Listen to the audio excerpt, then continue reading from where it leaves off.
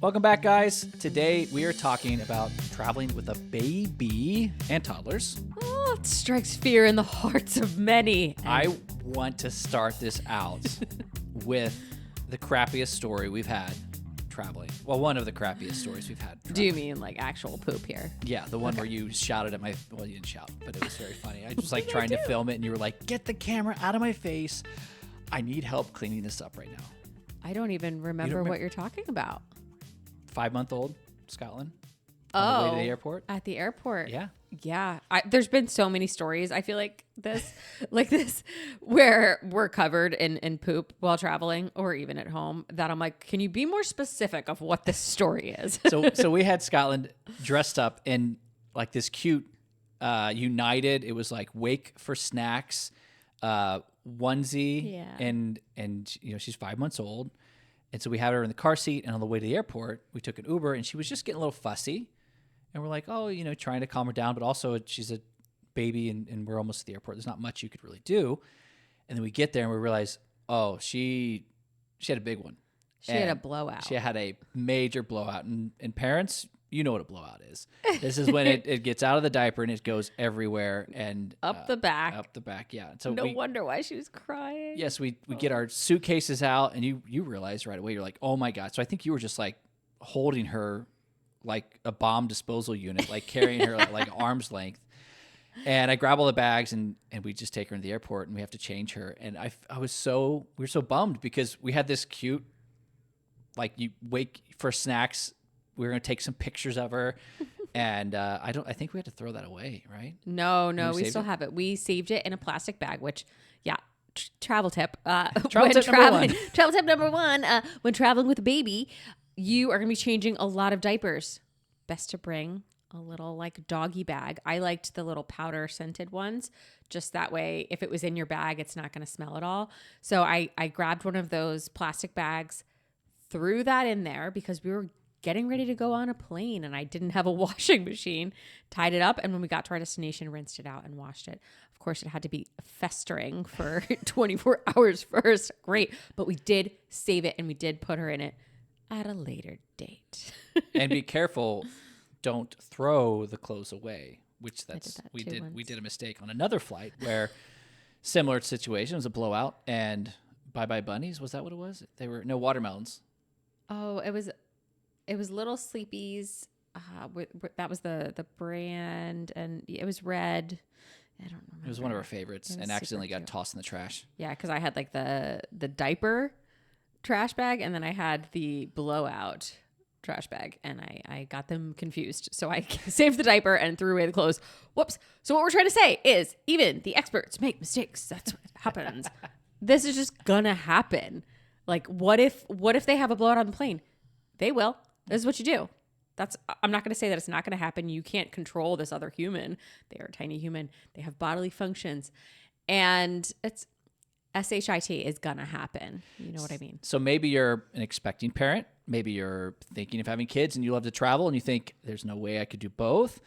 Maybe you've been on flights and you're trying to figure out, how do I not go insane like I did last time? We're going to share some stories and talk about the things that we've figured out. You know, how many flights has she been on? She's been on a lot. I haven't been counting. Roughly 10 or 11 countries, I think. I believe 12. Yes. 12. We got that I do count. 12 different countries. Some of those are road trips. First flight, 3 months old. Yes, she was about to be 3 months old, and we flew to Bermuda. It sounds really exotic, but it's less than a 2-hour flight from New York City, which is fabulous. Did you know that, by the way? So, I mean, there were a few reasons why we flew to Bermuda. One, again, less than a 2-hour flight, direct flight from Newark to Bermuda on United Airlines. And at the time, it was still like very COVID heavy. And so they were still doing COVID tested flights. And as a new mom who was super anxious about all of this, that gave me a sense of relief and could appease my anxiety a bit. So I thought, okay, at least everybody on the flight is COVID negative. Who knows what other germs they have, but for the time being, that felt right. So we did that, and it was terrifying. prior to that flight. The Yeah, flight yeah. went How did you so feel? smoothly. How did you feel booking this flight? I was so scared. What if this happens? What if that happens? What if she doesn't sleep? What if she screams? What if the people hate us on the flight? All of a parent's worst nightmares. None of them were realized. I can remember, thankfully, like the checklist of things that I thought we would need just seemed infinitely long. yeah. And you're right. One of the biggest things was like, what if she cries on a plane? Mm-hmm. And now parents, especially American parents, it's okay if a kid cries. And people who aren't parents, it's okay if a kid cries. Kids cry. That's part of life. Why do you say American Because parents? it's one of the things that I feel like we've noticed is that Americans tend to like not allow their kids, not like just let your kid cry, but out in public, it's like kids shouldn't cry at all. And I'm not saying other countries, they just cry, but it seems to be that family is integrated into society a lot more. And the things that come with that, meaning noise from kids and whatnot, is okay. Don't just let your kid cry. Don't ignore them, but it's okay if they do. We've had a horrible experience with that. But just understand, like, people feel bad. People want the baby to stop crying. That's obvious. But they don't want it in a way of, like, we hate you. They're, like, mentally cheering for you as best they can. We had a flight that was just the timing, and you'll have this at some point if you travel enough with kids, where we had, I think Scotland was 1 at the time. Yeah, she was a little over 1, 11 or 12 or 13 months. It was a short flight from like Amsterdam to France, but it was one of those flights where we had to take a bus to the plane, and they grouped us all outside the door to go outside to the bus. And it was like the timing was how we were going to feed. We were going to feed her when we got on the plane.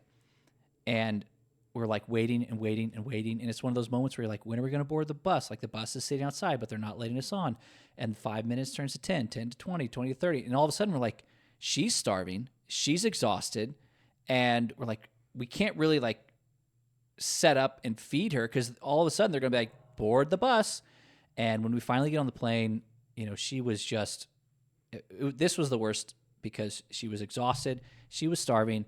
And we're taking off, and her ears aren't adjusting, and it was a nightmare. It was the baby's crying for screaming for like 20 minutes, and we're trying everything we could do to calm her down. It got to the point where like the lady that was sitting next to us like reached across and was like trying to help soothe the baby a little bit, and what seemed like hours, it was probably like, what do you think, 10, 15 minutes of crying?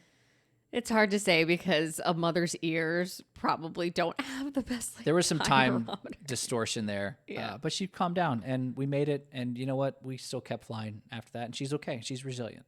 Yes, she's resilient, and so are we. So parents listening, I don't want to scare you. Like this, we're starting off with the worst of the worst trips. But to say that we're still getting on a plane, we're still getting back on that horse, so to speak. And you are resilient too. You can get through this. Babies are going to baby, but you're okay. As long as you can regulate your emotions, we're going to be okay. So right? let's talk about like the stages of baby to toddler travel, because there's like so chapters. many. There are. Obviously, newborn. You don't. I mean, anyone can go at any time, but to travel with a newborn, you kind of want to wait a few months. Yeah, well, I would recommend waiting at least that 8-week. When they get all those lovely vaccines. And then they are a bit more robust. That's at least what our doctor said. Wait until 8 weeks, and then you can travel after that. We did that, and we traveled. She was 11 weeks, our first flight. But it's on the flip side. If I go back to having a newborn, you're scared in a different way. Like, of course, now we have a toddler, and she's running around, and so there's different challenges. But at the time, the newborn, it's scary to get out of the house. So to say get on an airplane would be really intimidating. There's just different challenges. But I think looking back now, that 8-week or 12-week to right before they start to crawl, maybe 6 or 7 months, is really a glorious time to travel, because you can just put them in your baby carrier and take them absolutely anywhere. And they don't fight. They don't fight. They don't really move much. They just eat and sleep and poop. Yes. But the challenge there too is, how much are they sleeping and how much are you sleeping? So then you have to bargain with yourself and say, do I want to be exhausted at home or do I want to be exhausted in Italy? And that's up to you. I know the choice that we made, but I mean, we took her. How old was she when we went to Cinque Terre? we went to Cinque Terre. Cinque Terre. Cinque Terre. August. She was 5 months. Okay, so 5 months old. Yeah. Here's Supermom Colette. What did I do? That was we'll go to the first international flight. We'll come back to that. But here's what an example of like Supermom. We are hiking Cinque Terre. Colette has her in the baby carrier, and you were breastfeeding her while hiking the trails. Yeah. I have to say. See, look how I feel pretty proud of that. you're like, how am I Supermom? And I was like, you were like, she's feeding and I'm hiking. Yeah, it was one of those, like, we're both going through some type of developmental leap at that point. Oh, she didn't sleep at all. Because, I just meant when the baby goes through these, like, leaps, they call them, so does the mom as well in your recovery. And at that point, I just thought, wow, postpartum was such a challenge and it was so hard in so many ways. But getting out and doing the things that I love and are a part of me and introducing it to my baby while I'm feeding her, I was like, wow, I am a woman. Hear me roar. This is so cool. Yeah, so that was like a big, very cool situation, experience. Yes, but she was 5 months. And I think we left when she had maybe was 4 months and she turned 5 months over the trip. We did this big international trip. And so the great parts were that we could just, carry her, wear her everywhere. I was exclusively breastfeeding at the time. So food wise, it was just wherever mom was. I didn't have to worry about anything else. And that was wonderful. But yeah, sleeping was the challenge on that trip. And it just was. That's the time of life, the age of the baby. And it's hard. And people deal with it differently. You handle it much better than I do. But I knew it was a trade-off, right? Like I wanted to go do those things that make us us and make us feel alive. But I also am not sleeping much and that's draining me. So, it's a trade-off. You got to figure out what's important to you. Our friends have a rule that they try to follow, which is a one-door policy. And if you can't afford it while traveling, I highly recommend. Basically, the rule is they wanted to have a room with a door so that when the baby's not sleeping, like either one, they can fuss a little and make some noise and then go back to sleep. Or the other option is like maybe one parent sleeps with that child while the other one is sleeping. We try to do that. Doesn't always happen. Sometimes you just end up in a hotel room and you're one big happy family. And if the baby's awake, everyone's awake. It's hard because I can't speak as a father, but as a mother, you hear every little like beep, meep, meep, meep. And so I would be waking up. But you're also supposed to be like that, especially in those first 6 months. So the baby's supposed to be in the room with you. So I kind of chalk it up to like, it feels hard because it's supposed to feel hard. Like it just is. And you're still capable of doing other things at the same time. It's going to be a challenge, but know that this too shall pass. It is a season. It is a phase, which I think if you're going through it, you think, does this ever end? Is this my life? Is this permanent?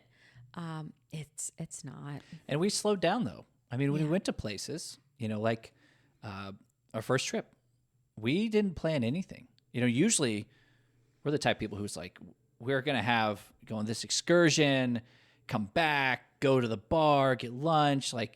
Just active. And for our first trip, we knew that it was, I think the only thing we planned was we wanted to go to town one day. And we just went and had lunch. And I remember our taxi driver was like the sweetest motherly figure, just telling us stories. And it was one of those where you get the taxi driver and immediately you're like, please give me your card. I would love to see you again. We should put her contact in the notes. She is on our Bermuda. Okay, great. We're going to put her contact in the notes. Yeah, we have her contact info if you go to Bermuda. She was wonderful. Yeah. I'm going to include the taxi driver. But yeah, we just chilled. And that's the thing is when you have kids, you slowly shift what you do. Because I feel like when we went to Europe the first time, we kind of had, not that it was like super scheduled, but we like as she aged, like quickly realized, oh, we need to shift to her. We need to accommodate her needs as well. Like the idea of like, we're going to go to this restaurant and we're going to enjoy this. And then we're going to go to the market. And when she was starting to walk, Pick one. yeah, like pick one. And also, where's the playground? Because we need to take a pit stop. Yeah. And so Everybody needs to get their cup filled. Yeah. So you start to realize like, okay, we need to shift a little bit. And that's just a learning experience, right? I mean, I think what I'm hearing is expectations need to be adjusted when you introduce the baby. You know, if you were Timmy tourist and like doing the most like we were, it's a big adjustment to say, oh, we have to take it easy now. That's hard. It's different to go slow. And there's a beauty and a joy that you're going to discover when you start to slow down.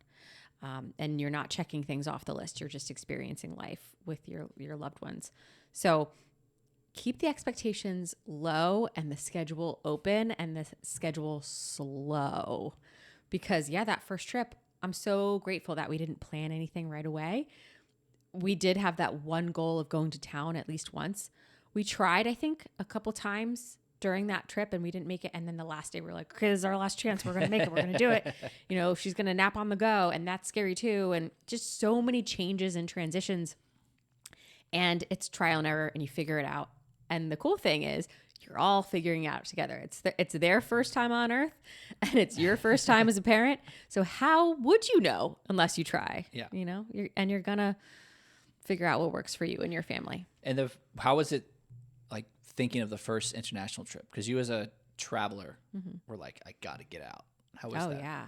I really wanted to get out. And a friend had told me when I was pregnant, don't plan anything while you're pregnant because you have no idea how it's going to be when you actually have the baby.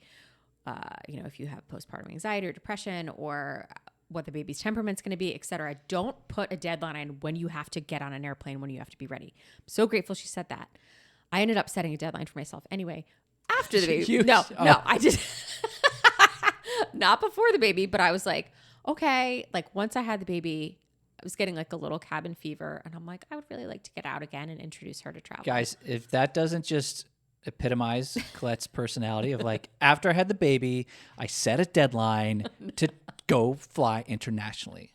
This is also, here's a funny story about Colette, which she told me when she was a little girl, one day she decided to see how many times she could jump rope in one day. Why? Because. Just because. And here's the best part. She did it backwards because she didn't know you were supposed to do it forwards. I didn't know how to jump rope properly yet. Anyway, we digress. But yes, I was just like, I want to get out. Let's do it. I was terrified to leave the house basically until that moment. Oh, I was still terrified and I did it anyway. That's called bravery. We gotta be brave and try things. And that's just how it is. Like I was so afraid to go to the grocery store. I was afraid to take a walk. Like the thought of what if something happens while I'm blank and like I'm not equipped. I'm just a new mom learning how to do things. So then you bring that to a different country or a different state or an area that you can't control. That was scary for me.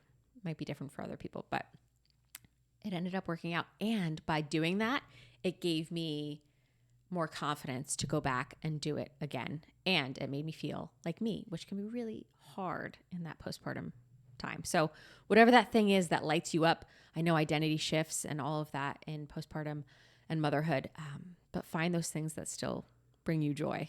And that first flight, that first international flight, how was it? It was such a breeze. What? Okay. Wait, to Bermuda? Sorry. First, wrong question. First overnight flight. You're right. Bermuda was a breeze. First overnight flight. It was okay. I didn't sleep for 1 minute. That's what I was waiting to hear. Yeah, I didn't sleep for a minute. No way. I was too nervous. But looking back, I'm like, okay, she was fine. We made it. She ate. She slept. But I didn't have that perspective. You were a different person. I've never seen you behave. Like, usually we do overnight flights. And, you try to get some sleep. So let's say it's just easy math, 8-hour flight. You're like, maybe I'll get like 4 hours flying to Europe. Colette would always, like, inevitably, we would land. Oh, they woke me up, blah blah blah, because she struggles. I need my sleep. She needs her sleep. This flight, like, she didn't sleep a wink, and we're like, either we just got off the plane or we're getting off, and you look at me and you're like, I don't feel bad, and I was like, are you okay? Like, and you're like, no, I'm actually okay, and I was, are you sure? And I've never seen her act, and this was one of those moments where I'm like, okay, you are officially a mom. Like, there's something with you chemically that has just changed, and yeah, you were fine. You went through the whole day, as we took naps with her and whatnot. But yeah, you were good. Who knew that motherhood would prepare me to handle jet lag so much better? I was like, okay, well, I think you think of it differently. I'm here for her. I'm here because she needs me. And yeah, that was my only focus. So what tools do we have? Like, what are some of the things that we've used that really help? Like, the first one is the slumber pod. Okay, so There's the baby carrier. yes, baby carrier. Also the bassinet on the flight. Let's dig into all of it. So there's, bassinet. So most flights, Most big international, transatlantic. there's a bassinet. There's a bassinet. There are a few bassinets on board.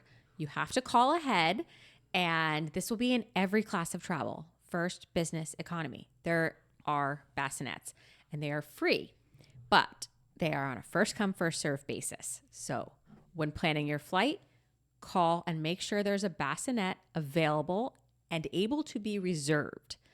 Now, if you're in economy, they're going to be in the bulkhead seats.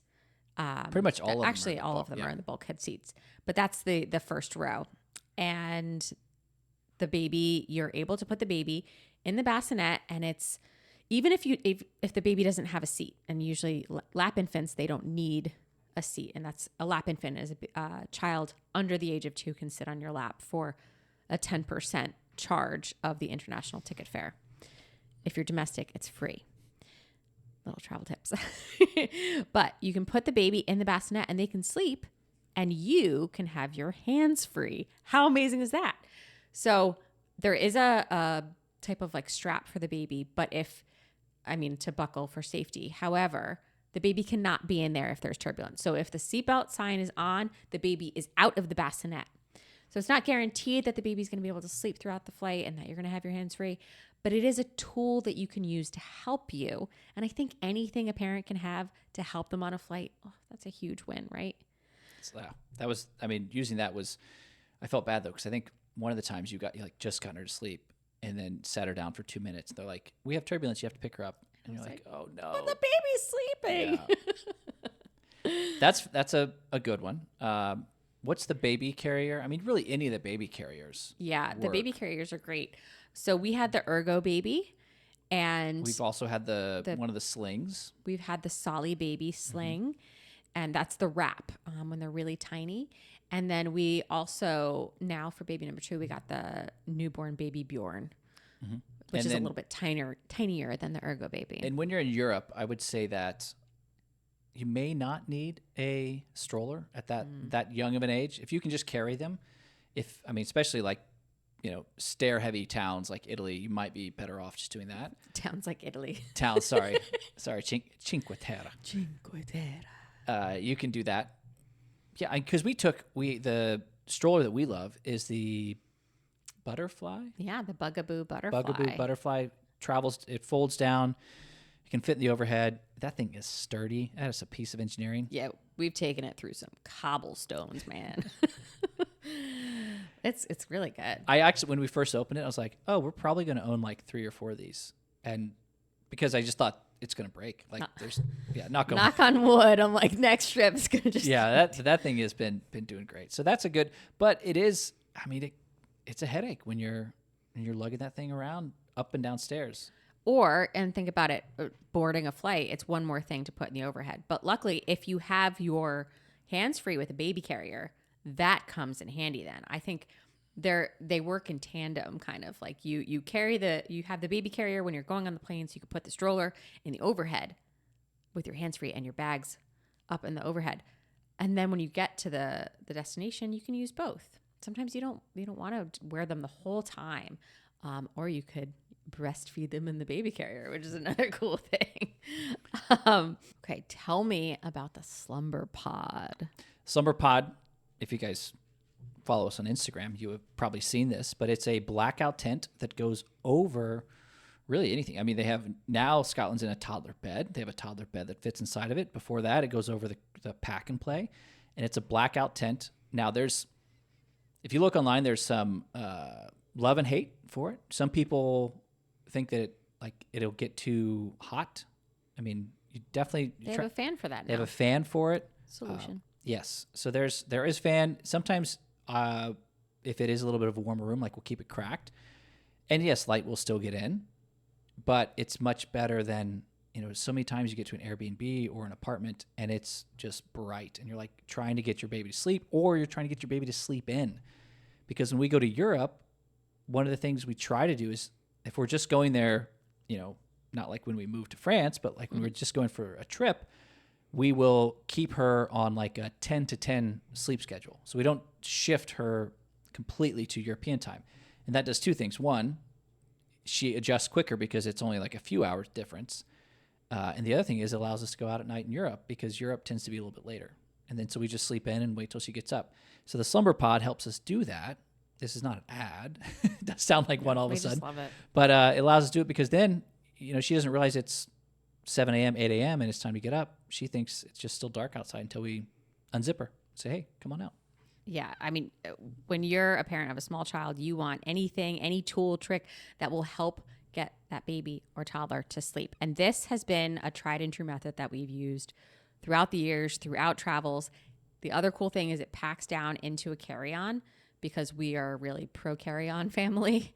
And so that's really great. And then it pops out into this tent. I really wish they had it in my size. It's great. But we do actually, this is not an ad, but we do have an affiliate code. It is Romaroo, and you will get a big discount. I want to tell another story. This was our second international flight. So Scotland might have been, she was walking. So maybe let's just say she was 15 months. I'm not sure exactly how old. We get to the airport, we land, and you're exhausted. We're both exhausted. Where are we? We flew to Europe. Okay. To Germany. Is this to Germany? Well, yes. You tell me. I don't know. You're like talking about this story that I'm trying to remember the details. I just remember what happened. So we get off the plane, and Colette, we have a 4-hour layover, and we're both exhausted, and Colette's like, I just am not feeling good. I'm so tired. I don't know what's going on. And it was one of those times where the only thing to eat is McDonald's. So we go sit in a McDonald's, and Colette is just laying on the chairs, in the plastic hard chairs in the McDonald's. And I'm kind of like, what's going on? Because get your life together. Yeah, I was like I'm going to need some help from you. We've got this toddler running around in the airport. I'm trying to entertain her. I'm like, I can't have you go down. But all I knew is you said you felt tired. So I'm like, yeah, I'm tired too. What's going on? And was it before or after the sprint? It was after. Okay. So then we tried, like good travelers, checked to see where our train was, because we were taking a train. So we go to what we believe is where the trains are. And we walk over, and it's not even 5 minutes. And we're like, oh, they're right over there. Okay, let's just hang out at this McDonald's until it's time to go. And then it's time to go board our train, and we see something funny, and we're like, I think we should get going. And we realized that it was the weirdest thing. They had tracks 1 and 2 right next to the McDonald's, but ours was track 4, and track 4 was 1.5 miles away. And our train left in 2 minutes. And so a little bit longer than that, we sprinted for the full 1.5 miles. Here we are. I can remember we had the stroller. I'm running. I think Scotland was just wee, this is fun, having a blast. We're both exhausted, running through the airport as fast as we can, and we make it to the train, and just in time. The best part is you keep sprinting, go right to the toilet, and you just vom. Yeah, I just puked. Puked in a lovely train bathroom, which if you've been, those are not the best. And so that's another fun travel story that happens. And you came back, and then you're like, hey, I feel much better. I'm ready to go. Yeah, I don't know. Maybe I ate something bad on the plane. I'm not really sure, but I felt terrible. Yeah, we flew Newark to Frankfurt. That's what it was, and then we were getting on a train to go to the Alsace. So that was the route But we were we made it. taking. We made And it. We made it to the Alsace. Scotland was amazing on that one. So the travel windows, I feel like you get up from like newborn, that like 2 months to 8 months. That's easy. I know it seems like overwhelming, but like really, if you just had a baby or you're getting ready to have one, you're like, that's easy. Just hear me out. They can't really move. They can't really demand too much. If you're breastfeeding, you just throw them on your chest, and then women, not men, sorry guys. And then you get that like 8 to 24 months. This is a whole nother, depending on like development, it could be to 18 months, but this is where it gets tricky because they want to do things. They want to wiggle, move around, but they're not old enough to just like, hey, let's watch a movie. And so this is kind of the tricky time where they're more robust, but you need more planning. Like, what planning do you need for these kids at this point? Well, you need to plan to be on, first of all. Like, you physically need to be on with them, engaging them, and not expect it to be easy or breezy, or you won't have time or a moment, typically, unless they're sleeping. So I would say some great tricks are to bring some novel toys, bring new toys on board. And I don't mean that you have to go out and buy this expensive toy. I mean, go to the dollar store and grab some fun stickers, grab some painter's tape is a great little trick, because you rip the painter's tape and you stick it on the tray table, or you stick it on the window, or you stick it on their clothing or whatever, and they pick it off and they pick it off, and it keeps them busy. You just need to keep them occupied and busy, and then they are happy, and that is great, especially on a flight, on an enclosed flight. And then I also think it's important to bring way more snacks than you expect, because you never know if you're going to have a delay, or if they're not going to like something that day, or, kids' tastes change very quickly. So bring extra food. And if you're formula feeding, that means extra formula. And remember, that can go through security in quantities larger than 3 ounces. You can also bring as much formula as you need. You can bring as much food as you need to feed your baby, no matter what. That in the United States, that's a TSA rule. And you can always challenge them on that if they challenge you on that.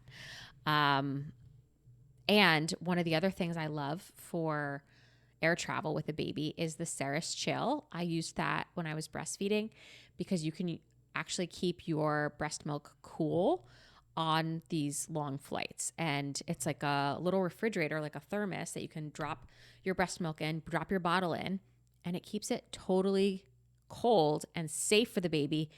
And we have another code for that. I know that sounds funny, but Romaru for 15% off. It was such a game changer. I actually just unpacked it and put it back in our cabinet, because we're going to use it for baby number 2. That was one thing I thought was, when you got it, you're like, this thing's going to be amazing.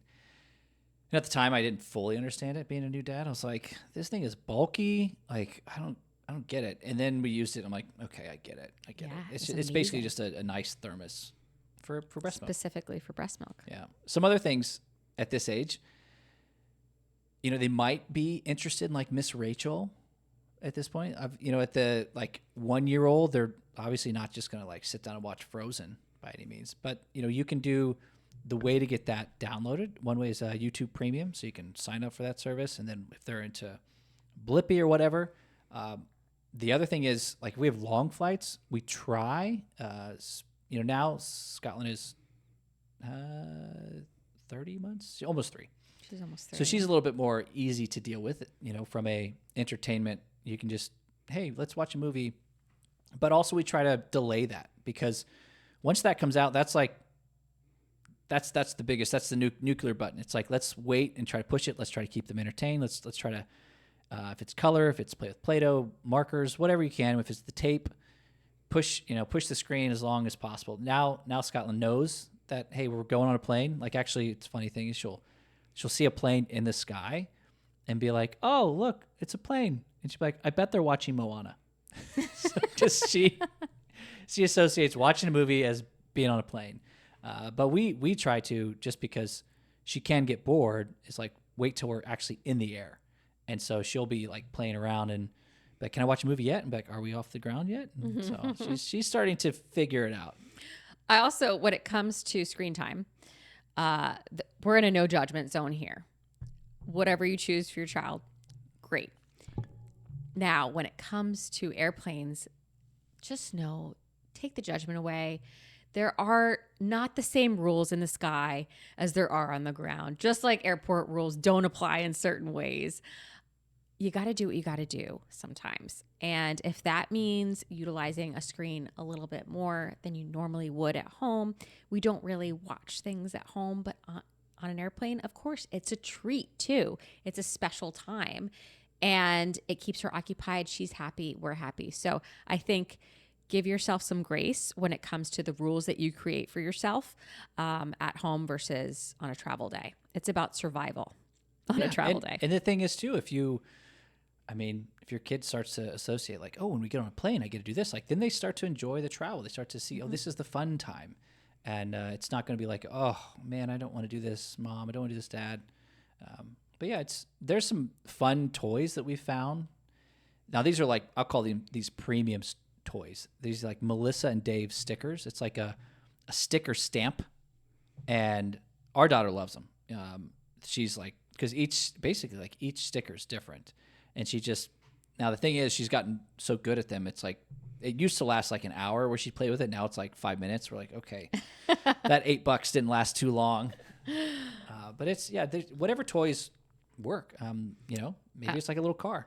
Yeah, I also love these little watercolor books because they're really not messy.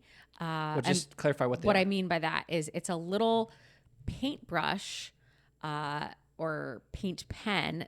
I say paint, but it's actually water that you put in it instead of actual paint.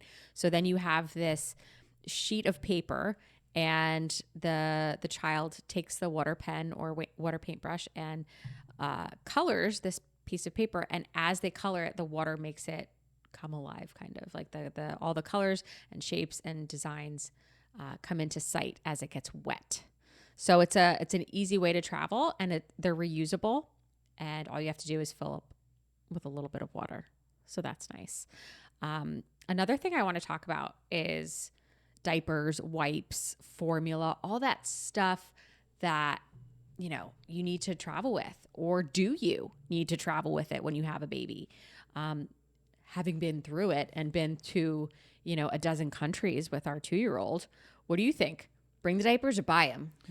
Depends. I mean, if it's like a 2 to 3 day trip, you can just pack them up, bring them. But, when we went to Europe, we loaded up and bought them at the store. So we just brought enough for like the first day or two, and then we buy things at the store.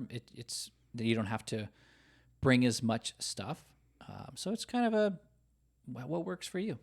Because they can get so bulky. They can. But I know it's also scary to say, oh, I like this brand, or my baby has sensitive skin. Will they be okay with this other brand? And the good thing is there are babies everywhere.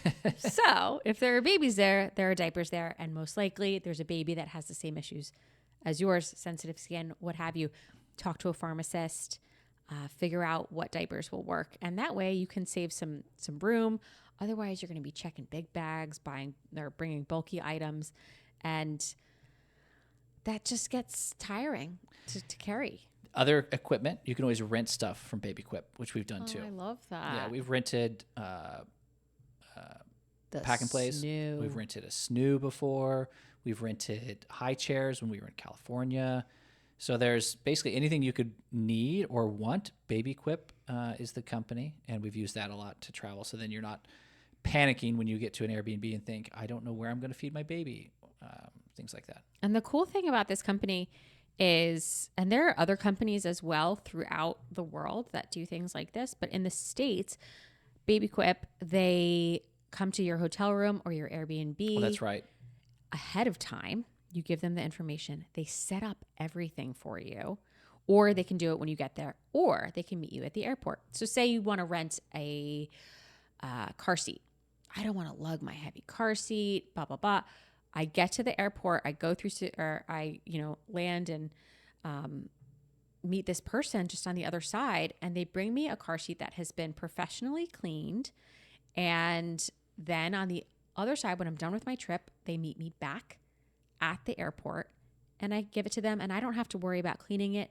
The company cleans it and it's included in your price. They have toys.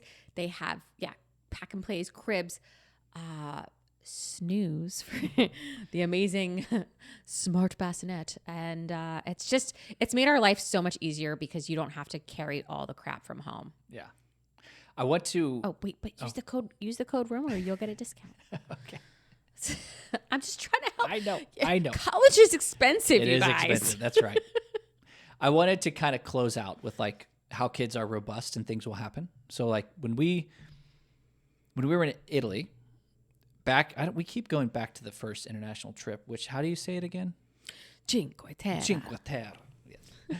We were, it was like our last day, and we had a hike. We stopped and we're overlooking the little bay area of the town, and the waves were just so much bigger. I mean, they had a storm off the coast, but it was beautiful where we were. Just these huge, massive waves coming in, and we were eating at this restaurant that's on the water, but we're like 30 feet up. Yeah, we were really high up. I mean, pretty high up. Like you're not thinking the waves are going to bother you. As we sit down at our table, we've just done like a 2-hour hike. We're just getting settled in. Were you holding? That was Scotland? the other thing. We hiked from, I think, Matarozzo to Vernazza, right? Yeah, I think so. And then we had waited and we were sweaty, and I was holding her. So you're holding her. So she was okay.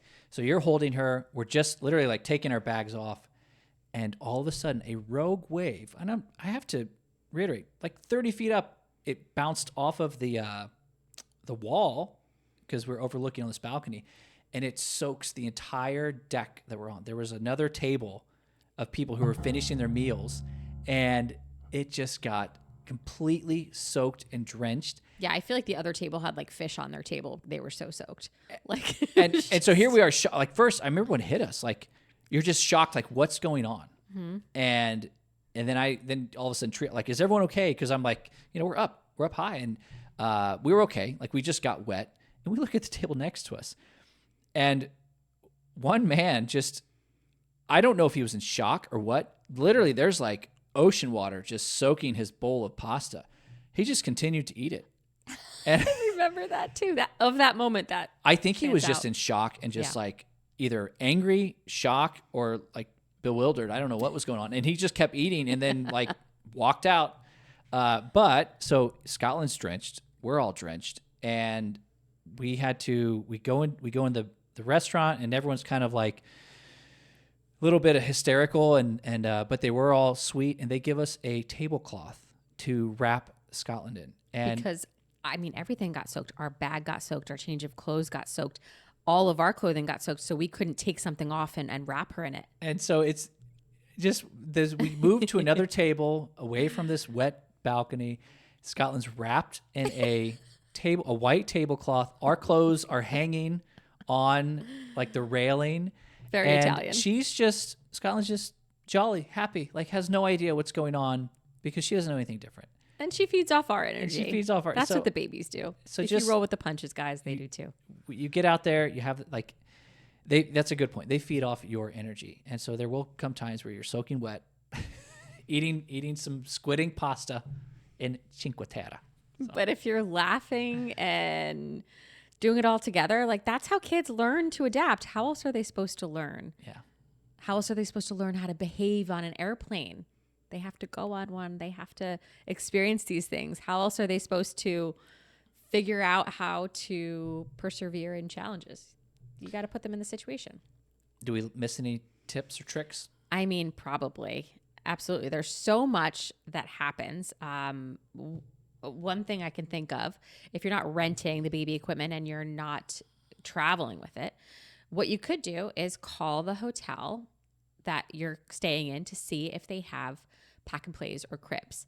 Now, the trick with this is that not every hotel will guarantee it. They'll say, yes, we have it, and it's on a first come, first serve. Well, that doesn't work for parents because you either have a place for your baby to sleep or you don't. So you really need to clarify that with them. Do I have it reserved or is it on a first come, first serve basis? Make sure that you are covered no matter what.